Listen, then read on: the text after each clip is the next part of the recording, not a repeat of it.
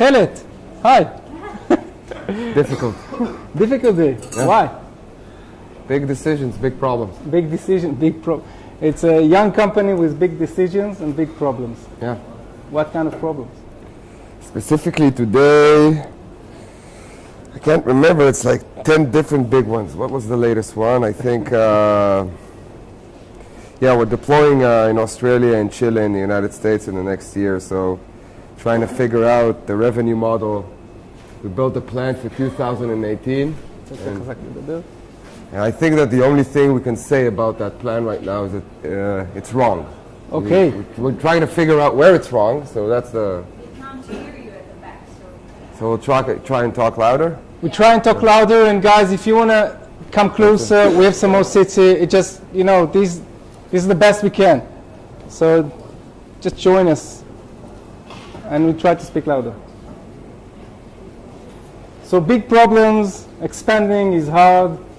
Scaling, yeah. Scaling is hard. Yeah. Okay. So I met Ran last week, and one thing I know for sure, I hope I know for sure, is I find you as a man of many contradictions. You were born up north, but you started your business life, I would say, in the south, in Be'er Sheva. You enjoy your work with your fellows, with your friends. It means a lot to you and your family, but yet you're a single person. And you raise a lot of money. The company raised more than $70 million, and a lot of talented, but yet your place, I mean, your offices are in an hangar outside of Tel Aviv. That's Petach Tikva, for anyone knows where it is. But I was there, and I just couldn't know where the entrance is. And actually, this is what amazed me when I came to Airobotics last week. Is it like kind of your philosophy? I think now it's our philosophy. We started off by, when we started, we didn't want anybody to know we were around. So the idea was to, you know, find a place where we don't have to put a big sign, and, you know, it was important for us to stay under the radar for a while. Then over time it became a thing, you know. Mm-hmm. Now it's like people ask us why we don't have a sign. We're like, nah, you just, you know, if you really want to find us, then find us. Yeah. So it became a thing. But when we started off, the idea, I mean, most startups go into Tel Aviv. We wanted a bigger place for lower cost, so Petach Tikva, as the dreadful name of Petach Tikva. Getting software engineers is hard. By the way, we hired you, but we didn't tell you we're in Petach Tikva, so that's a challenge. So yeah, I had to ask your neighbor where is the entrance to robotics, but when I went in, that was amazing. And this is the second thing I think is very different in what you do. It's like the entire place is, it's like, I don't know, it's like sitting with friends, eating together, and then coding or do what you do and meeting, and it's all in the same open environment. Is it something you know, like keep going the same way?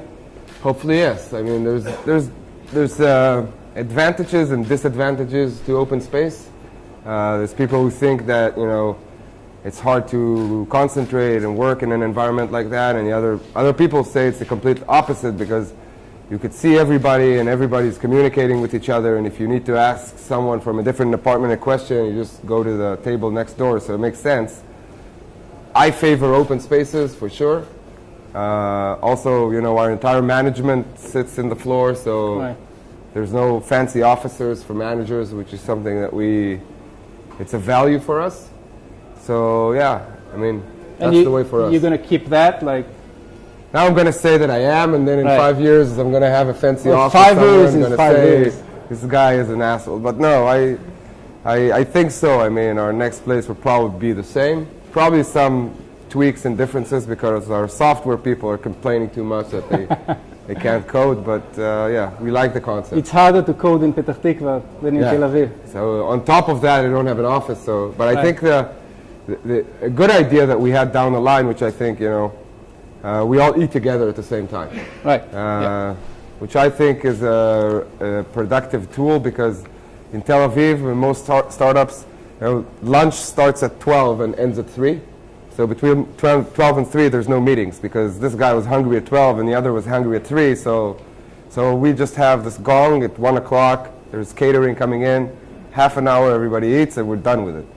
So sort of a kibbutz environment, I That think. brings me back to, as a kibbutznik, for the kibbutz, everybody eating together between Yeah. 12:30 and 1:30. Airobotics is actually run fourth company, and that's amazing mostly because he established the first one only in the age of 27, and today you're around 35, so that's many companies in like not too much time.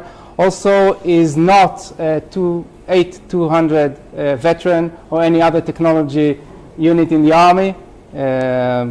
No, he's not. And Ran doesn't like when people calling him a businessman, although as I said before, he raised a lot of money, so I would say he's quite a good one. And he wakes up in the morning mostly to bring to life his vision, but also to be with his friends. And this is the second time I speak about friends, and it looked like something very important for you. Yeah. In Airobotics, I have my father, my uncle, as of today, my cousin, two of my best friends from home, and 6 of my best friends in the army. Wow. Most of them in management roles. And I have obviously a bunch of new good friends from the company. But when we started the company, I onboarded a lot of my friends to my investors, kind of, you know, what are you doing? It's kind of weird. But I didn't really think about it at the time. I was just looking for people I could trust. And trust is the most important thing for me when it comes to working with people. So looking back on that decision now, the price we paid and we still continue to pay is our lack of experience. So when you decide to hire a head of sales or a COO or any other profession, and you decide to onboard a good friend of you that you know has the skill set to do it but doesn't have the experience, you're always going to pay a certain price, but to me that price is inferior to what you get back. I think our management team is cohesive. It's a relatively big company today. It's 200 people, so this is about the time where, you know, corporate politics starts to kick in and sometimes kill the company. And I'm happy that we were able to get through the first step of, you know, getting all the managers, including myself, right? I mean, I didn't have any experience before I started this company, especially not to this extent.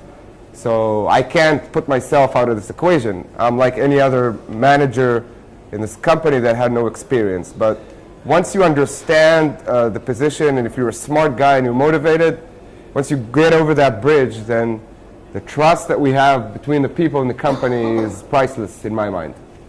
So and also, so the friends and the family, are you like, you know, what we call the poster CEO, and you're like the Lone Ranger, or there are co-founders with you in this company or before? No, I've always had a co-founder, including in this company, excellent guy called Meir Kliner. But I am also the poster child because of my dear VP Marketing, Efrat. No, it's I think it's a yin and yang situation. The fact that I'm mostly outbound and Meir is mostly inbound. But I do consider this company to be, we're about 15 founders. Wow. That's the way I feel about it. Almost like Aaron Sauce. Almost. But, you know, being a founder is not necessarily, to me, the one who came up with the idea or the one who raised the money. There's a group of about 15 people that were there from day one when we had Scratch, and they joined and they worked their asses off for the last 3 years. So there's about 15 people that I consider that started this company. And what do you do to, we all know that talent and, you know, good people is the most important assets of your company. What do you do to keep these people with you? Well, I think that it starts when you hire them. If you understand correctly what the motivation of the person joining the company is on day one, then you probably won't be surprised down the road about what happens, right? So obviously there's a lot of stress and tension, and some people decide, you know, they want to do something else in their lives, and that's fine. We actually have one of them right here today. We're still good friends. We do lose people sometimes to the, you know, sometimes people think they want something and then they discover they want something else, and that's fine. But retaining talent is something that has to do with the culture of the company. And having a team that's 15 people who consider themselves as founders, then, you know, I don't need to work too hard to keep them in the game because they feel like it's their own. Yeah. And it's not that we manipulated them to think like it's their own. It's theirs. Right. They built it. Right. We were talking about, Ran had 3 companies before Airobotics, and we spoke before about the interview with Bill Gates about connecting the dots, looking back. Steve Jobs. Steve Jobs. Well, okay. Big difference. Big difference. Okay. And connecting the dots about looking back and see, you know, how you arrived here, and then you understand like the way you did, and how it's all influenced to what you're doing today. Let's speak a little bit about the past. Okay, like where did you start? What was the first company? You know, just review the things you did before. The first company was when I was about 13 or 14. I had a falafel stand. Right. The first not big, but real business company that I had was called Wisec. We developed a system that automatically opens bomb shelter doors for when there's missile attacks from Gaza. And it happened because I was a student in University of Ben Gurion in Beersheba, and there was a missile attack from Gaza, and I lived in this old shitty house, and there was nowhere to hide. So there's the municipality has bomb shelters, so you run to the bomb shelter and then it's locked because Yossi in the municipality has the key and it takes him about 5 minutes to get there.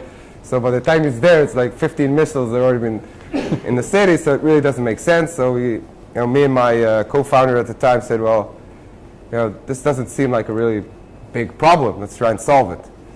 And we did. We built a system that, you know, the idea wasn't very big. I mean, have an electronic lock open remotely, but the implementation was much more complicated. The communication method and the actual mechanics for the lock, but that was the first thing we did. Right. And that company is still alive, actually. It's alive. I wouldn't say it's thriving, but it's alive. Yeah. The system is now in dozens or hundreds of bomb shelters in the southern part of Israel, so it is saving lives, I would say that. But when we started it, I didn't think about it as a business. Mm-hmm. I thought about it because cool. I was like, you know, there's a problem here, and maybe I have the solution. How does that make sense? I'm not that smart.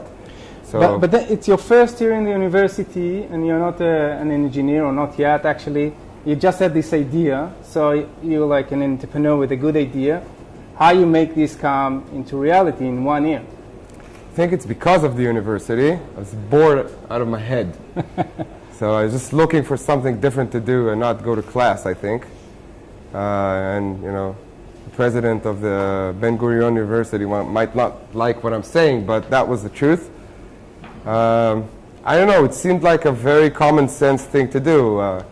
I grew in a house where if something was broken in the house, my father, which is here also today, would fix it. So I guess I grew up with this mentality of thinking, you know, okay, there's a problem, how do I... It's not that complicated. So you hire a mechanic, an electronic guy? No, we just started playing around. We bought the first lock, which was electrical. We looked on eBay. Mm-hmm. We found an electrical lock with a red wire and a black wire. Right. We connected it to a battery. We built this little door from wood, and we went to the mayor. And we said, we have a solution for your shelters. Okay. That was, do it yourself. That's it was pretty And where do you bring first investment? I mean, you need to somehow manufacture, like build this lock. So the first investor came from a family member of mine. Mm-hmm. Joseph Schwartz is a big known businessman in the South. And I just came with this idea and this napkin. To date, he said that he knew that this was not going to be the big thing, but he invested in you. Yeah, that's what he says now. So friends and family is still working, guys. Yeah. I mean, and you're still working together, right? Yeah. He's a partner in all the companies. In all the companies. Yeah. So invested right. After the first one, the second company? Second company was BladeWorks. Was a company that provided services with drones. So that's where my drone fever started. Right. And is it still working today? What kind of jobs did you do? Well, we started by providing services to a lot of different entities, like cinematography. We did the very good series Fauda, if anybody knows that. We did the aerial photography. My partner at the time is also here today. Lior is from my team as well. You're still shooting in Fauda? Yeah? We actually did. So we have original team from Fauda here tonight. That's weird news today. Yeah. So, and we just started playing around. We did agriculture, we did mapping, we did cinematography, we even trained the Israeli police at the end.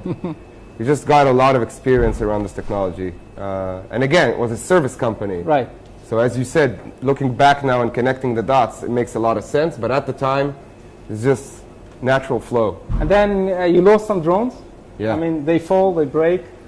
We did not only lose a drone, the first drone we bought, it's just like, at the time, was like $20,000. Oh. And we had to bring it for the States. And it actually, I had to run it through customs. Nobody knew what it was. And then we went to fly it. It's made in flight. Yeah, but maybe it's also a nice story, like the first drone. Where did you go? How did you bring it, and so on. That's like an Israeli chutzpah, what we call. Yeah. I actually was in Canada visiting a friend.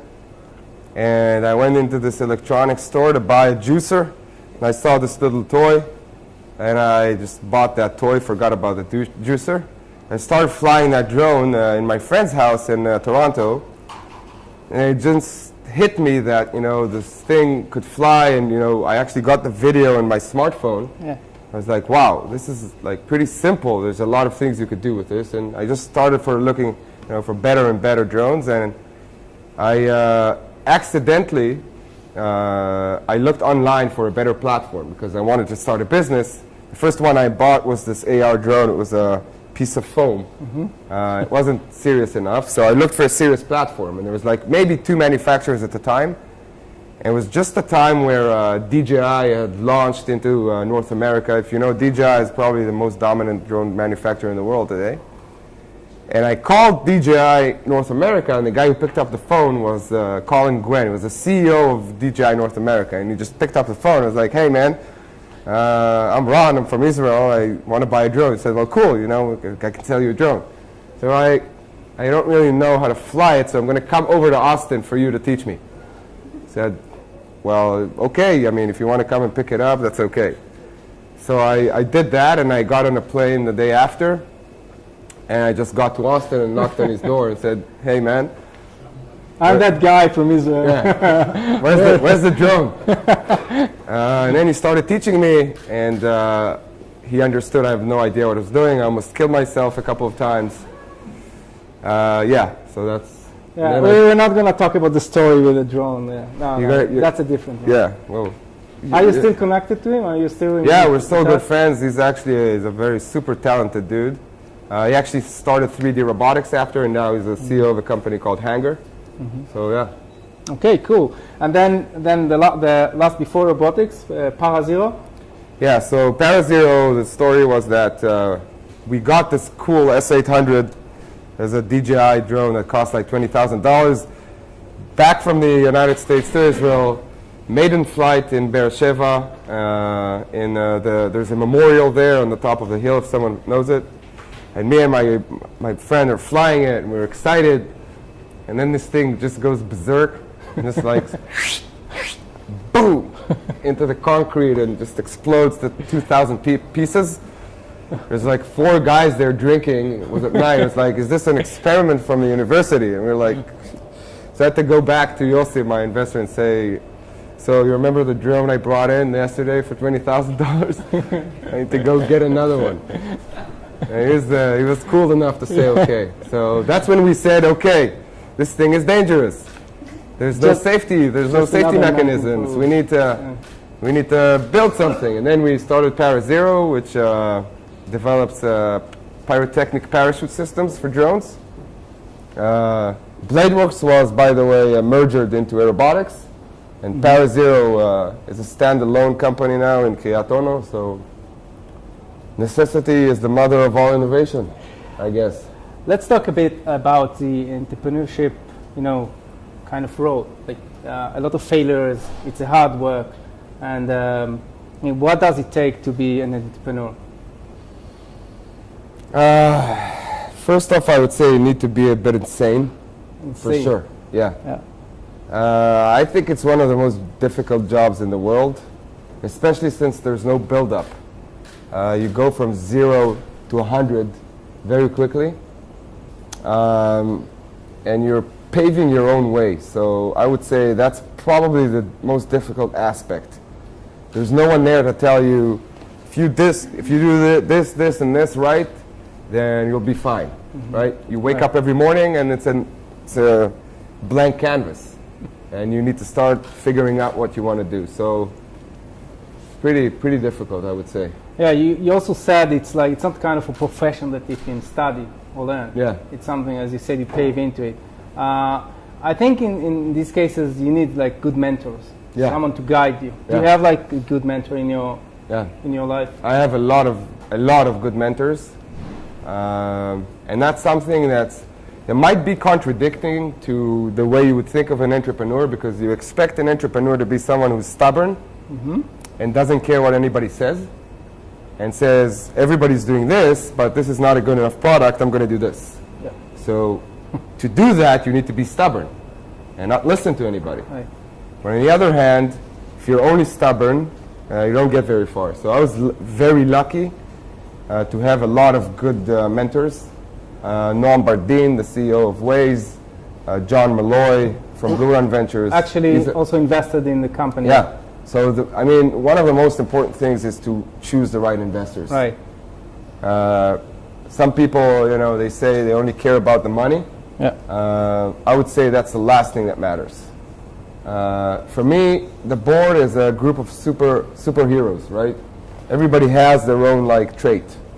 Noam is the ex-entrepreneur, and he's always crazy. He has these ideas, and he always pulls me in these creative direction. And John, he's really has my back and mental, I know he's guarding me all the time and giving me advice. And Izar from CRV is a very analytical, very rational person, and so together this bunch, really helps me. And you talk with them like on a weekly? Yeah. I talk to them, once every week or two. Right. But we get together for boards every 6 weeks. And I do get a lot of one-on-one with them. And for me, I just met Noam. Noam was in Israel about 3 weeks ago, so I met him for 3 hours. Can you ask him to be our guest in next Startup Grind? I can. He's probably going to say no, but in San Francisco? No. I'll ask.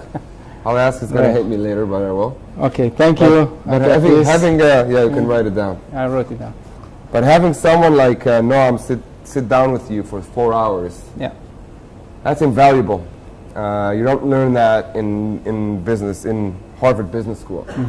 That's something, it's very hard to get through academia, and people have gone through this treacherous road.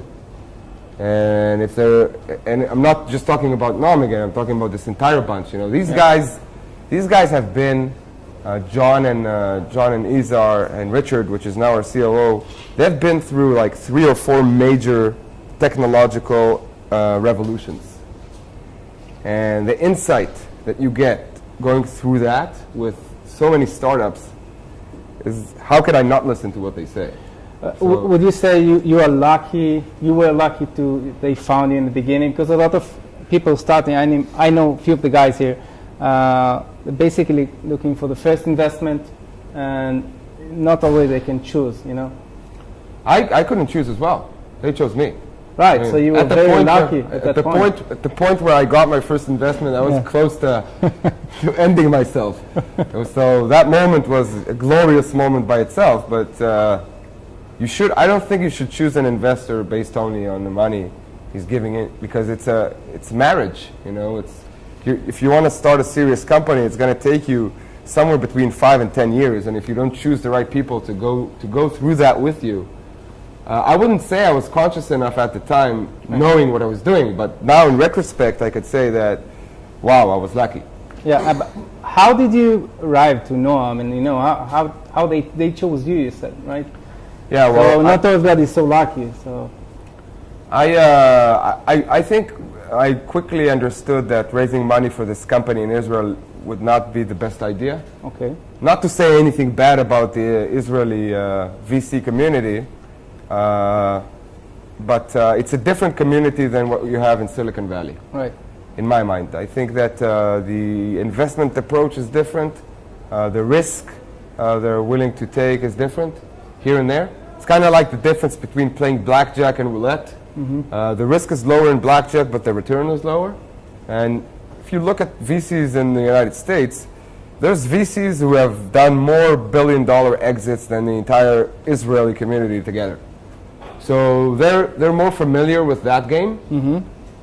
So I decided to go fundraise there, and I was lucky to meet Upwest Labs, which is an excellent program. So I went through there, and actually I met Noam through Shuli Galili. okay, And I met him for the first time. She was nagging him to meet me. He didn't want to meet me. He said, well, drones, what do I know about drones? I come from software. And she said, no, you guys have to meet. I met with him, and at the time I came with 3 companies. I had Bladeworks, Parazero, and Airobotics, and I came to Noam, and I said, I want to fundraise for all 3. And he listened to me for about half an hour and said, what the fuck are you talking about? Like, this is not Israel. You don't come with 3 companies where you're the chairman. No. No, this is not. What you've done is wrong. Now go away, and this is what you should do. Bye.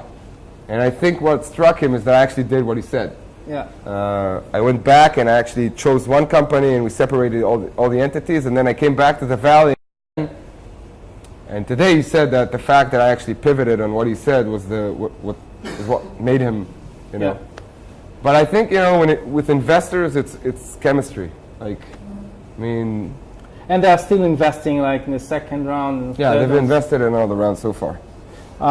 Can you provide us some numbers about the robotics, like how big the company? There's some statistics, Yeah, we were founded about 3 years ago. Yeah. But the first investment came in 2.5 years ago. Since then, we've raised, I think, $71 million. Yeah. 202 people. I actually read an article today from Calcalist, right? That you raised you got like $10 million more. Yeah. Like on the last round. Yeah. We oversubscribed the last round. Yeah. It's 202 people. We have offices, two office spaces in Petah Tikva, one in Perth in Australia. We're now starting one in the US and in Chile. Yeah. Who's your customers? The customers at the moment are heavy industries, mining, seaports, oil and gas. Yeah. But not military or defense like most No. of the people think. It's not the way where you're going, right? No. Okay.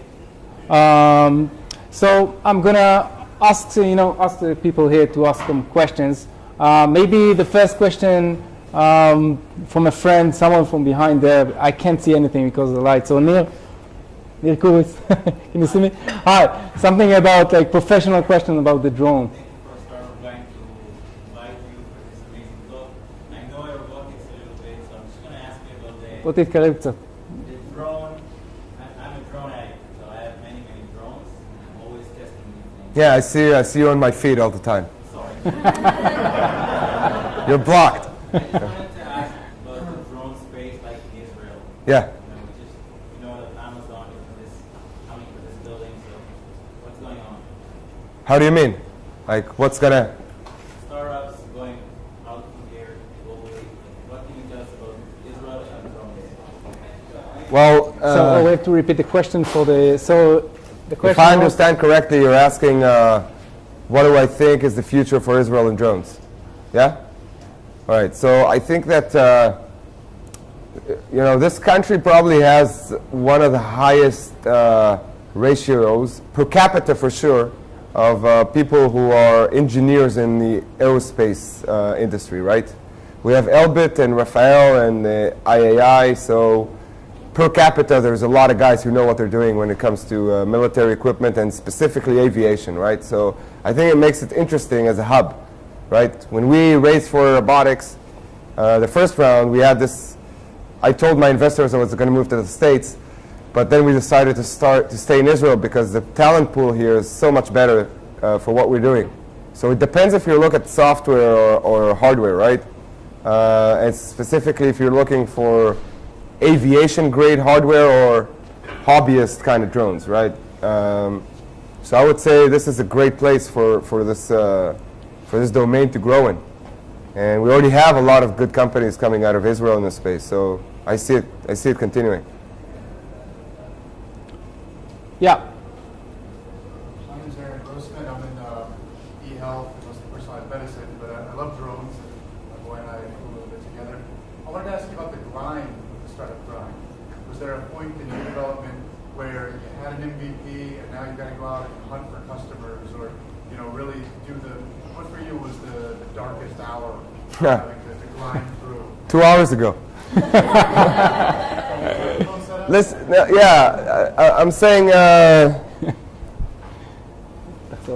yeah, so the question was, what was the grind in the startup and what was the darkest hour? So I would say it happens all the time. I mean, for me, and again, everything I say here, I didn't give that disclaimer at the beginning, but everything I say here is my own meandering experience, right? It's not a all true, above all theory, right? You guys can take whatever you want, but that's my experience, right? And what I figured out pretty early on is that it's sort of like mountain climbing. If your purpose is to get to the peak, you're not a true mountain climber. True mountain climbers enjoy or at least find, they suffer while they climb, but they find satisfaction in actually climbing the mountain, right? If the whole purpose is getting to the summit, you're not going to make it.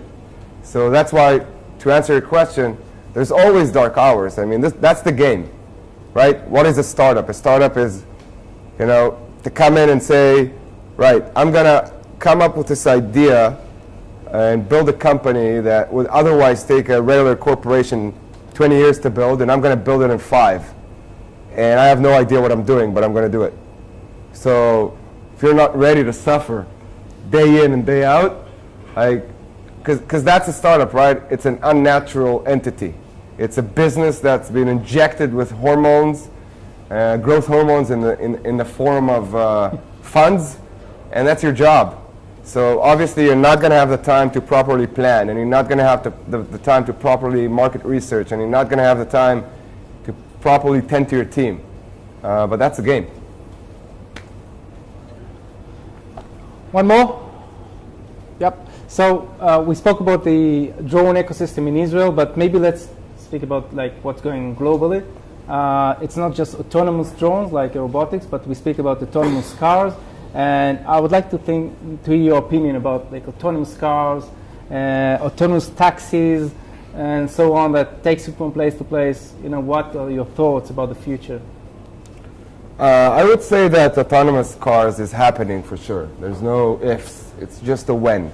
Okay. I mean, and there's several reasons to it. I think above all, people are always talking about traffic, but the amount of people who are getting killed today on the road is just ridiculous. Mm-hmm. Israel alone is like 400 people a year, and if you add it up, it's more people than have died from any war all the wars combined. Right. Right, and we're so obsessed with defense, but nobody's talking about that, right? So autonomous cars are going to save a lot of lives. I think that, so it's definitely going to happen. Yeah. You can't prevent it. The question is when and how.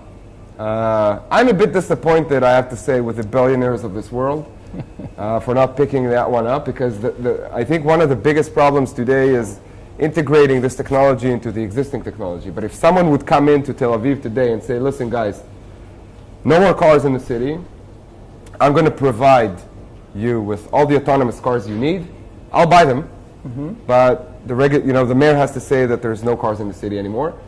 You run this project for 2 to 3 years, and then you're done. That's it, because this technology is proven, right? The biggest problem right now is integrating it with regular drivers. So no one's willing to do that step yet. But it's going to get there. I mean, I'm pretty sure. So if you're going to have autonomous cars and you know, they're going to be probably less traffic on the road. So what's the vision? What's the future of autonomous drones like what Amazon is trying to do? Yeah. Save you time and bring, you know, the packages or whatever you bought to your house. Will we need that in the future? You know, again, obviously Jeff Bezos is a bigger man than me. But I think that drone delivery is not a feasible idea. Mostly because the technology aspect of it today is already in existence. I mean, we could with our system send a delivery from Petah Tikva to Tel Aviv today. Mm-hmm. We're not doing it right now because of regulation. Yeah. I think regulation will get there as well. I mean, I don't think it's such a big hurdle. Mm-hmm. But I don't think the public is going to want it, you know? You're talking about masses of drones flying in the city. So, you know, Amazon's talking about delivering packages under 5 pounds, which constitutes about 80% of their total package delivery, right? So if we take all the packages in Tel Aviv that are being delivered daily under 5 pounds and put them in the sky, it's going to block the sky. Right. So I don't know exactly where Amazon is going. I don't think it's going to be relevant for like big condensed cities, maybe more for rural areas. Mm-hmm. And also what we've talked about, autonomous cars, right? I mean, if you get 80% of the traffic off the roads, which is what people are saying is going to happen, because now cars are utilized between 4 and 6%, right? If you go autonomous, then 80% of the traffic should be off of the road. So no more traffic, so you get from one place to the other quicker. And if it's autonomous and it's electrical, the cost is zero. Right. So why would you deliver anything in any other way, you know? That's what I think. But so where are you heading? Like, what's the vision of robotics? You're going to stay with mines and utilities? Yeah. So, you know, people tend to think that technological revolutions are only relevant if they have a mass effect. But it's not true, because not all technological revolutions had to do with the specific consumer, you know. If you look at the nuclear revolution, you know, being able to generate power from nuclear, it's doesn't sit in your house, right? But it's still a revolution. Right. So I'm not sure drones are going to affect every one of us like we see in sci-fi movies, and you'll get your Amazon stuff delivered to your house. Maybe, I don't know. But drones are already making a big effect. So to the point you talked about before, you know, autonomous trucks are already working in mines, and nobody knows about it. We're still talking about the autonomous car industry as in future tense. It's present tense, but it's just not in cities. So I think drones are pretty much the same. I do see drones working in cities, not for package delivery, but for emergency response situations. So, you know, you have an accident or a fire, and then the closest drone can fly there and respond and, you know, send the video back to the command center. That's something that's feasible. And this is something interesting for you as well? Yeah. Okay. Yeah, that's definitely something, you know, a direction we're headed to. Is there any technology, kind of startup technology you are looking for, maybe to acquire, maybe like in Israel? We're always looking for interesting companies in computer vision, image processing, and video analytics. But there's a big challenge with drones with that technology, because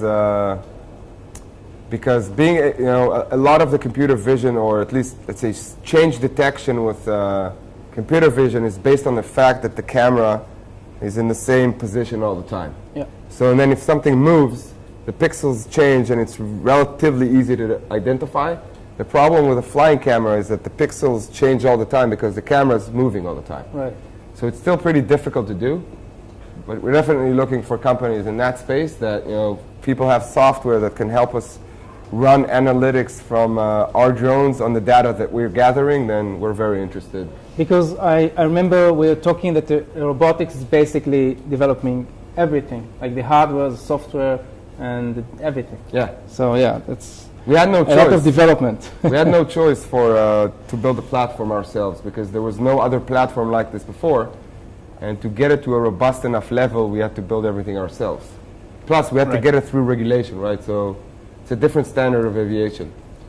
Let's hear like 3, 4, 5 things people don't know about Krauss. Let's check it out. What people don't know about you? I have like a very long list, but I'll What let you people start. don't know about me. Yeah. Wow. I lived in South Africa for 2 years as a kid, and I actually wanted to be a Kruger Park Ranger. That was my dream. And then a vet. So that didn't turn out well. So that's the first thing. You already said I'm single, so that's not a new thing. There's something about Kasia, I remember. Oh, okay. So just give me, give me pointers. I'm going to give you the pointers. Yeah, I lived in Ivory Coast for about 6 months, and I planned a cashew processing plant in Ivory Coast. For the nuts, those nuts. I don't know if someone saw how cashews grow, but it's pretty interesting. It's the second most expensive nut after macadamia. So it grows on a tree. There's like an apple, and then there's like a tiny little thing at the end, which is a cashew, and it has two layers. The first hard shell, and then a soft shell, and in between they have this like black, very toxic liquid that's used actually in the car industry for brakes. Anyway, the processing method is pretty complicated. So through a friend of the family, I was sent to West Africa to actually look for scrap metal for Chinese factories, and on the way I got stuck between Ghana. I was supposed to fly from Ghana to Guinea, and once we took off from Ghana, we landed in Ivory Coast because there was a rebel in Guinea and we couldn't land, so I got stuck in Ivory Coast. I had no visa. Amazingly enough, the Israeli ambassador in Ivory Coast, there is an Israeli ambassador in Ivory Coast. That's the first surprise. He came and picked me up from the airport, and I stepped at his house. We became friends, and then he said, listen, there's a really good opportunity here for cashew. You guys should look into it. And you stayed there for 6 months. Yeah. And snowboarding? Yeah, snowboarding. So after 4 years in the Army, I was done. I needed a break. So me and a good friend who's in the company today, our VP of sales, we flew to British Columbia, and we just ski bummed for 3 months. We did nothing, just snowboarding and other things I can't talk about, and being in the hot tub. So, yeah. We take about 2 minutes and run 10 yes/no questions. So basically, you have to answer very fast for the question I'm going to ask you.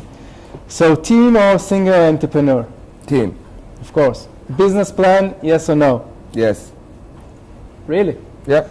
Did you have a business plan when you started? I did. And I now look back at it and it cracks me up. But you have to have a plan. Something you can change afterwards. Yeah, and that's you want to keep going, or like? No, that's okay. This is what I told you this, I think, when we talked. I mean, right. People think that investors invest in business plans. They don't invest in business plan. They invest in people. The business plan is just a tool for them to see who you are. Okay. So, I mean, you have to have a plan. And you have to have a nice deck, right? Yeah. You have to have a nice deck. Yeah. If you come up with a deck and you have spelling mistakes, which I to the day have, and I get laughed at every board for bringing a deck with spelling mistakes, but the way you present it is who you are. But these people are smart enough to understand. I mean, if you look through all the big successful companies and startups, they all started from something and then turned to something else. So, Yeah. Crowdfunding, yes or no? Yes. Okay, that's interesting. Let's take this point again.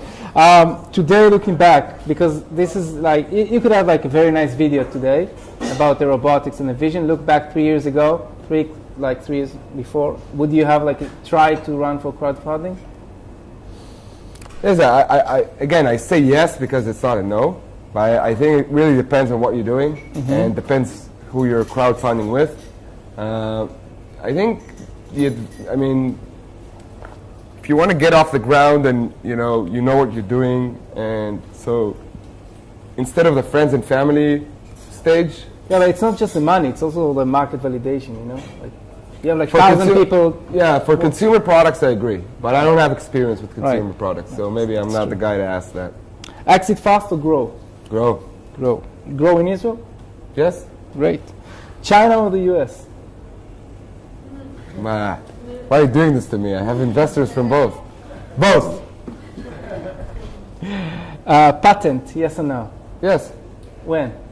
As early as possible. Okay. But it's not as valuable as you would think. Okay. I think that if someone wants to get over your patent, they will. So, I mean, it has its value, and especially in front of you, maybe investors and company valuation as a whole. You can't come up to, if someone wants to buy a company for your technology at some point, they're not going to just, it's going to be weird if you don't have any patents. You have patents in Yeah. Airobotics? How many? I think we filed for 4 and now another 10 or something. Right. So people want to see your portfolio, it's weird if you don't have it, right? But I had to just the other week that just for young entrepreneurs that even if you don't have one, try to file for one. Just like have a. Yeah, it's a good process. Yeah, it's a good process when you go invest. But it's not. Yeah, people think it's like this, magical shield. That's bullshit. No. It's like Just the process is important. maybe it was like 100 or 150 years ago, but iOS or Android? iOS, iOS. Vanilla or chocolate? vanilla, פאודה או אספו? fauda, תל אביב או פתח תקווה? Tel Aviv. הפלתי אותו בסוף. אוקיי. You want to ask some questions? So if you are going to give you a minute later, so just run quick for a few more tips for entrepreneurs. So on 4 different subjects. First one is about the team. What's the most important tip for entrepreneurs? Speaking about your team. First off, the team is the most important thing. So, and there's this interesting TED Talk from a guy called Bill Krauss. If you get a chance, you should watch it. He's a billionaire, he's an entrepreneur. He was head of a VC called Idea Lab, I think, and he ran this study about 100 companies that he funded and 100 companies as a control group, and he looked at 5 factors to see what was the most important factors for a startup to win or to become an exit or whatever. It was team, timing, the idea, the execution, and funding. Okay, something like that. And obviously, it's not an objective study because he's the one ranking the startups after he already knows what the result is in the end. But still, number 1 was timing. Okay. Number 2 was team. And the good metaphor for this, in my mind, is surfing. Okay? You could be freaking Kelly Slater on a surfboard, but if there's no waves, right?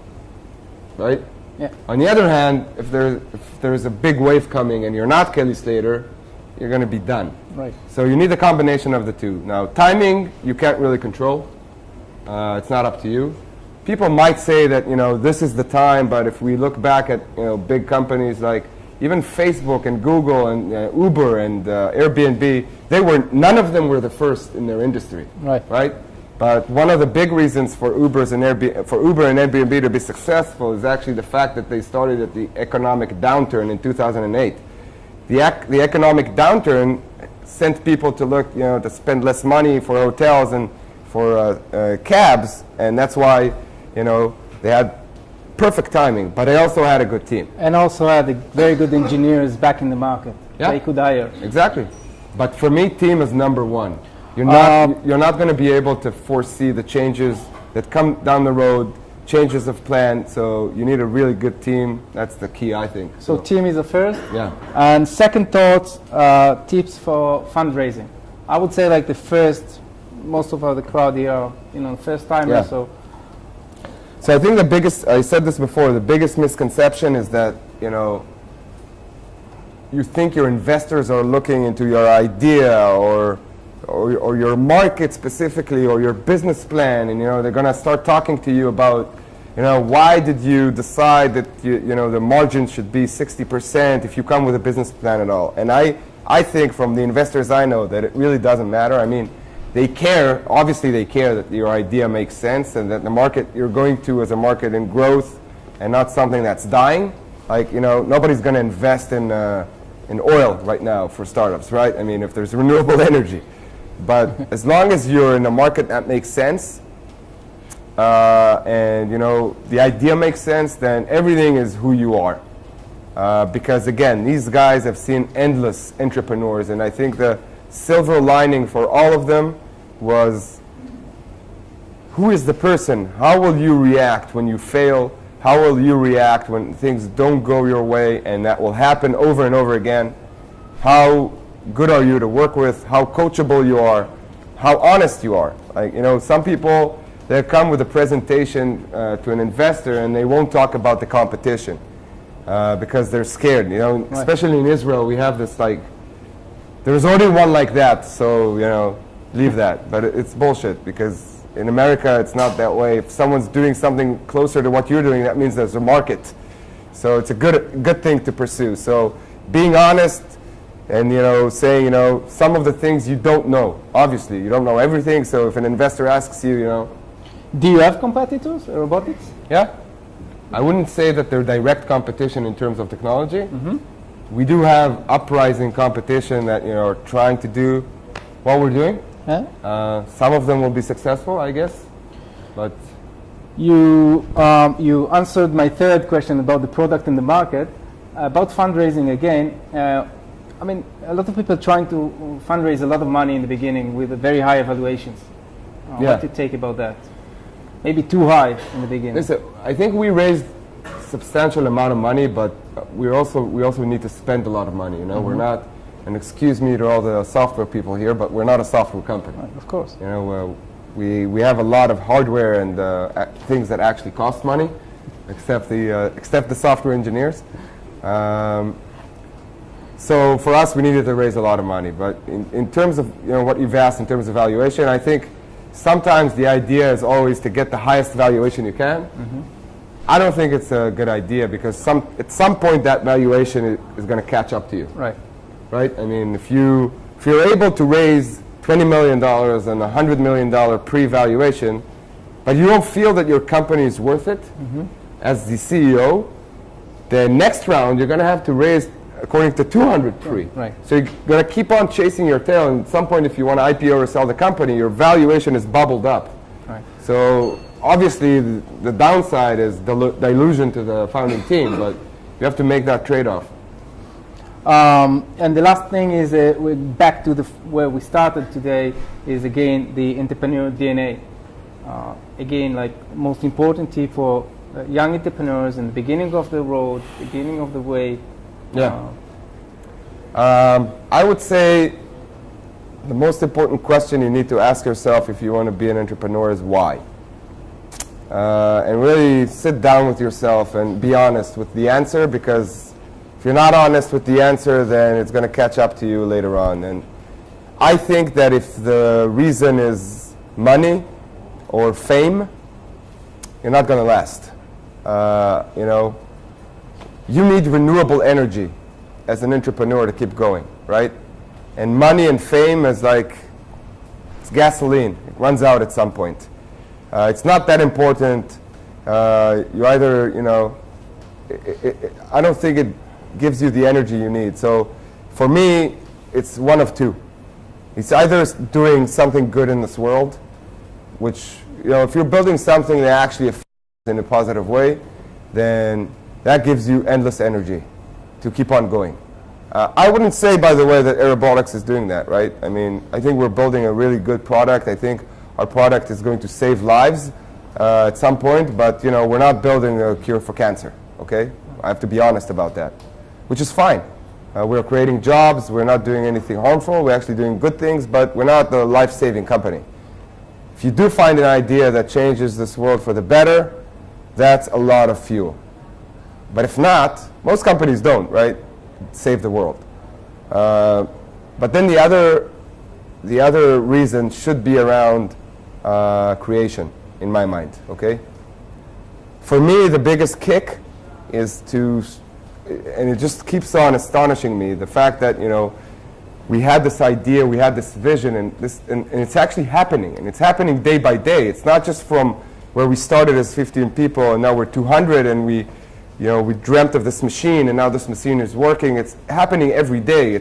Every day we have a meeting. We say, okay, we need to go to New Caledonia and start a branch there, and then 6 months later it happens. And to me, that's magic. Like, people say that that's a great team.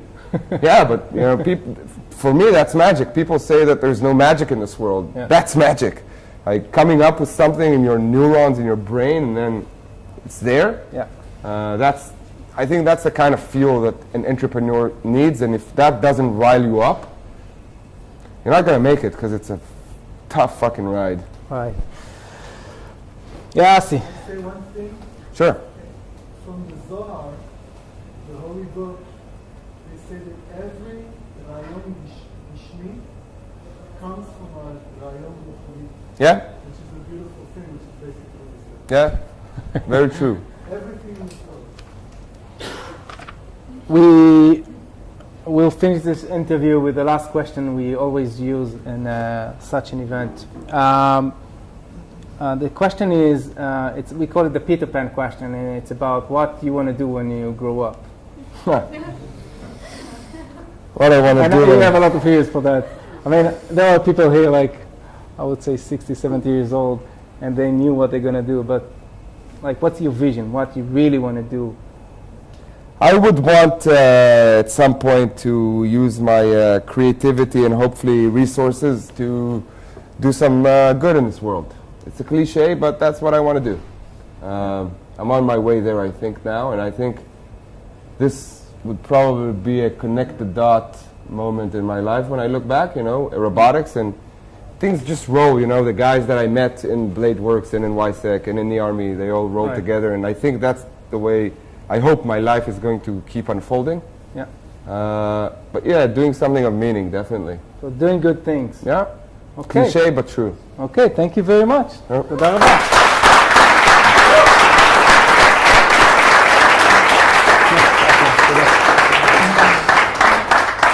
Before we conclude the event, I'm going to ask you all to join us. We're going to have like a last picture. רגע, נראה לי נעשה את זה שם. שמה? למה?